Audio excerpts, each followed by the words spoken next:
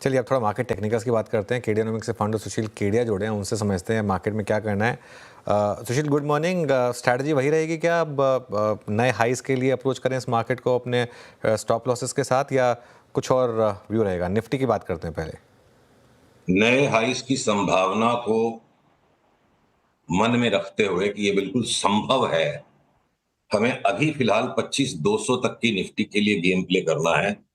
और यहां से 25,200 तक की जो यात्रा होगी, उसमें जो एडिशनल पैटर्न्स हमें मिलेंगे, उस पर हमारा कन्विक्शन बढ़ेगा कि यही मूव जो स्टार्ट हो गई है, ये सीधे 27,000 तक जाएगी, या ये 25,200 से फिर से एक दोबारा अच्छा करेक्शन देने के बाद जाएगी।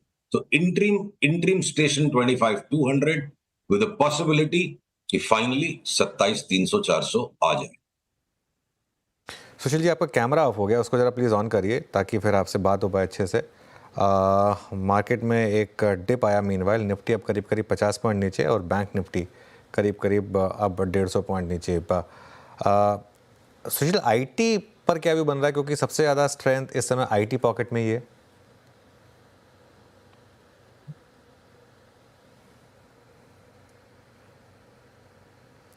ऑडियो नहीं आ रहा स्टूडियो से।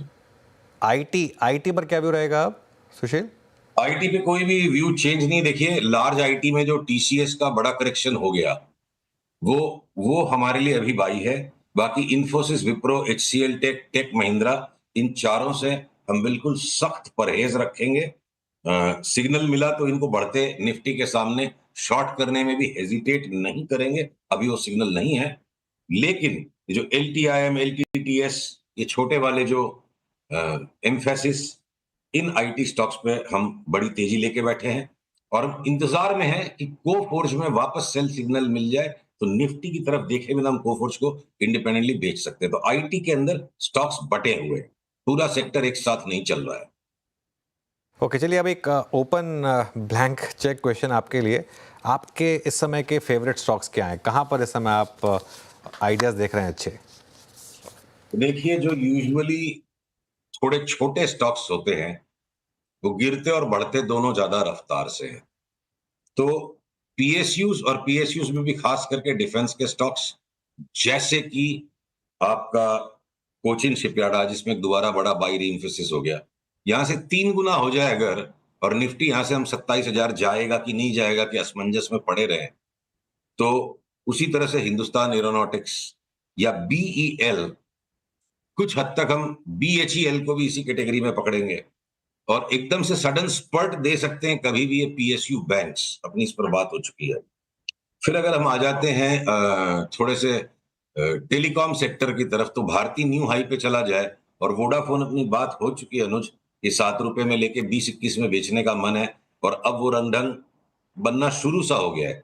आकस्मिक पॉजिटिव पॉलिसीज का आना, चार्ट है वैसी कि वोडाफोन में कोई फंडामेंटल को देख करके हाई कन्विक्शन 10% पोर्टफोलियो का लेके कोई कमा पाएगा वैसा स्टॉक नहीं है। छोटी पोजीशन लेके पंट कर सकते हो आप। इवन इंडस टावर्स के अंदर में भी बड़ी चाल शुरू हो गई। तो ब्रॉडली अनुज, आईटी के कुछ स्टॉक्स में जिनमें हमें संदेह है, उनको छोड़ के अक्रॉस द बोर्ड बाजार में आप कुछ भी ले लो कहीं पे भी। ऑटो में टाटा मोटर्स में हमें 50% की चाल दिखती है। इवन आईटीसी 30% बढ़ जाएगा। हिंदुस्तान लीवर वापस 3,000 3,100 चला जाए। जो एशियन पेंट्स में कोलाहल मचा हुआ है, उसकी छोटी बहन जो बर्जर पेंट्स की जो चार्ट है, वो लगती है अब यहाँ से 30-35% बढ़ जाएगी। तो बहुत ज्यादा स्टॉक्स है अनुज, जहां पर अच्छा खासा पैसा बनना चाहिए। जो डीप करेक्शन को होना था, वो लगता है हमारे पीछे जा चुका है।